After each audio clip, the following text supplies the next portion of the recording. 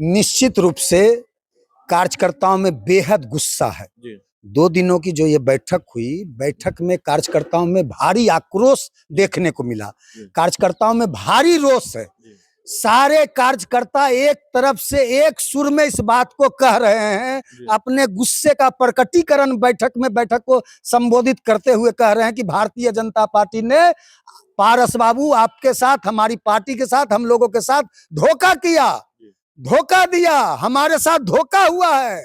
भाजपा ने आपको विश्वास में लेकर लोकसभा चुनाव में, आपको लोकसभा चुनाव अकेले लड़ना चाहिए था।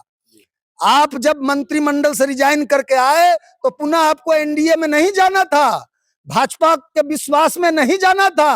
भाजपा ने आपको विश्वास में लिया, भाजपा को आपने मजबूत किया, भाजपा ने एनडीए को आपने लोकसभा चुनाव में मजबूत किया। आज तक आप एनडीए की बात करते हैं, एनडीए में है, एनडीए में है, एनडीए में है, लेकिन एनडीए ने तो लगातार आपको कमजोर किया। यहां तक कि एनडीए इस काबिल भी आपकी पार्टी को, हम लोग को नहीं समझ रहा है कि बैठक में भी हमको नहीं बुला रहा है। एनडीए की लगातार बैठक हो रही है, उस बैठक में भी रालोसपा के न नेता को न किसी कार्यकर्ता को आमंत्रित किया जा रहा है। 4 विधानसभा के चुनाव हुए, अभी उपचुनाव हुए, उपचुनाव में भी हमको प्रचार के लिए नहीं बुलाया गया। तो ये किस तरह का एनडीए में है? ये एक तरफा प्यार, एक तरफा मोहब्बत, ये एक तरफा जो इसका सिलसिला है एनडीए से, ये कब तक चलेगा? नमस्कार, आप देख रहे हैं 4 PM और मैं हूं अभिषेक मिश्रा। 2 दिनों की मैराथन बैठक, पूर्व केंद्रीय मंत्री और राष्ट्रीय लोक जनशक्ति पार्टी के राष्ट्रीय अध्यक्ष पशुपति पारस की हम बात कर रहे हैं। 2 दिनों की मैराथन बैठक, और इस मैराथन बैठक से उम्मीद थी कि कोई बड़ा फैसला निकलकर सामने आएगा। तो चिराग पासवान और भारतीय जनता पार्टी के खिलाफ क्या फैसला निकलकर सामने आया है, क्या रणनीति बनी है, क्या प्लान तैयार हुआ है, इस समुद्र मंथन से क्या निकला है, इसको समझने की कोशिश करेंगे। हमारे साथ राष्ट्रीय लोक जनशक्ति पार्टी के राष्ट्रीय प्रवक्ता श्रवण अग्रवाल हैं।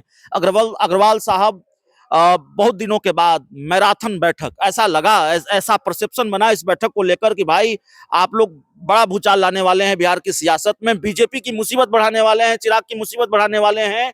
और क्या निकला इस समुद्र मंथन से, क्या फैसला लिया पार्टी ने? इस तरह की जो बैठक है, अभी आपसे हम जब बात कर रहे हैं, अभी अभिषेक जी, अभी भी बैठक चल रही है, बैठक चल रही है।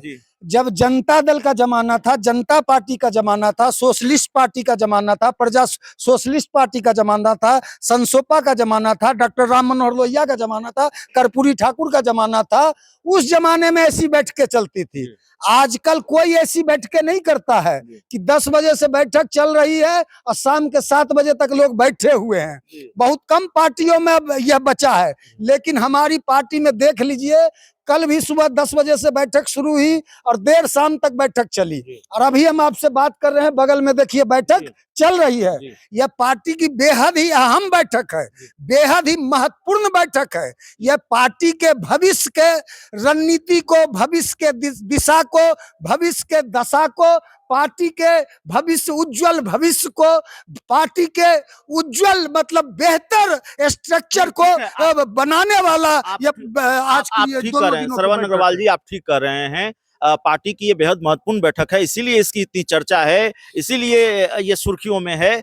लेकिन इस बैठक से जो फैसले निकलकर सामने आने वाले हैं, वो 2 तरह के फैसले होंगे। एक तो आप बात ठीक कर रहे हैं, पार्टी की मजबूती के लिए प्लान तैयार हो रहा है, पार्टी कैसे संगठित हो, पार्टी के सामने जो चुनौतियां हैं उन चुनौतियों को कैसे आसान किया जा सके। सामने विधानसभा का चुनाव है, लेकिन आपकी पार्टी के जो कार्यकर्ता हैं, बहुतेरे नेता हैं, वो इस इंतजार में है, इतना तो मानेंगे आप ईमानदारी से, वो इस इंतजार में है कि पशुपति पारस कुछ तो फैसला लें। देखिए, पूरा सवाल सुन लीजिए श्रवण अग्रवाल साहब, आप लोगों ने पत्ते अभी भी पूरे नहीं खोले हैं, लेकिन आपकी पार्टी के कार्यकर्ताओं से कल भी बात हो रही थी, यही बात हो रही थी, और पार्टी के ज्यादातर नेताओं ने, कार्यकर्ताओं ने ये कहा कि हमने तो कह दिया है भाई कि अब दोस्ती नहीं चलेगी, एक तरफा प्रेम नहीं चलेगा, भारतीय जनता पार्टी से हिसाब किताब चुकता होगा। निश्चित रूप से कार्यकर्ताओं में बेहद गुस्सा है।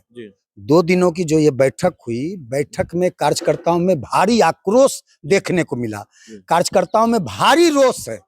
सारे कार्यकर्ता एक तरफ से एक सुर में इस बात को कह रहे हैं, अपने गुस्से का प्रकटीकरण बैठक को संबोधित करते हुए कह रहे हैं कि भारतीय जनता पार्टी ने पारस बाबू आपके साथ, हमारी पार्टी के साथ, हम लोगों के साथ धोखा किया, धोखा दिया, हमारे साथ धोखा हुआ है। भाजपा ने आपको विश्वास में लेकर लोकसभा चुनाव में, आपको लोकसभा चुनाव अकेले लड़ना चाहिए था।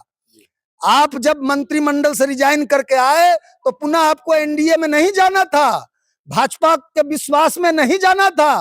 भाजपा ने आपको विश्वास में लिया, भाजपा को आपने मजबूत किया, भाजपा ने एनडीए को अपने लोकसभा चुनाव में मजबूत किया। आज तक आप एनडीए की बात करते हैं, एनडीए में है, एनडीए में है, एनडीए में है, लेकिन एनडीए ने तो लगातार आपको कमजोर किया। यहाँ तक कि एनडीए इस काबिल भी आपकी पार्टी को, हम लोग को नहीं समझ रहा है कि बैठक में भी हमको नहीं बुला रहा है। एनडीए की लगातार बैठक हो रही है, उस बैठक में भी रालोसपा के न नेता को न किसी कार्यकर्ता को आमंत्रित किया जा रहा है। 4 विधानसभा के चुनाव हुए, अभी उपचुनाव हुए, उपचुनाव में भी हमको प्रचार के लिए नहीं बुलाया गया। तो ये किस तरह का एनडीए में है? ये एक तरफा प्यार, एक तरफा मोहब्बत, ये एक तरफा जो इसका सिलसिला है एनडीए से, ये कब तक चलेगा? तब तो ऐलान कर देना चाहिए था, छोड़ देना चाहिए बीजेपी का साथ। अभी तक आप फैसला ही नहीं ले पाए। निश्चित रूप से अब फैसले की घड़ी आ गई है। कब? तारीख बताइए। अब फैसले की घड़ी आ गई है, तारीख बताइए। सर से पानी ऊपर गुजर चुका है। कब प्रेस कॉन्फ्रेंस जान लीजिए अभिषेक जी, बंद हो मुट्ठी तो लाख की, खुल गई तो खाक की। इश्क और प्यार का मजा लीजिए, थोड़ा इंतजार का मजा लीजिए, बैठक हो जाने दीजिए। बैठक के बाद प्रेस कॉन्फ्रेंस बुला के आप लोग को, सभी को बुला के, पार्टी के अगले रणनीति के, पार्टी के भविष्य का रणनीति है, उसका खुलासा जल्द ही हमारे नेता पशुपति कुमार पारस कर देंगे। 23 नवंबर का इंतजार कर रहे हैं क्या, कि महाराष्ट्र और झारखंड में बीजेपी को झटका लगे, बिहार में एनडीए को झटका लगे, और तब आप थोड़े और आक्रामक हो जाएं, तो थोड़ा जश्न का जो मजा है वो और बेहतर हो सके। लड्डू बांटेंगे एनडीए की हार पर? हम किसी का इंतजार नहीं कर रहे हैं। राष्ट्रीय लोक जनशक्ति पार्टी की एनडीए ने अनदेखी की, भाजपा ने राष्ट्रीय लोक जनशक्ति पार्टी की अनदेखी की। राष्ट्रीय लोक जनशक्ति पार्टी देश के सबसे बड़े दलित नेता पशुपति कुमार पारस, देश के सबसे बड़े दलित नेता, विश्व के सबसे बड़े दलित नेता रामविलास पासवान के छोटे भाई लक्ष्मण पशुपति कुमार पारस के साथ एनडीए ने अन्याय किया, धोखा किया, विश्वासघात किया।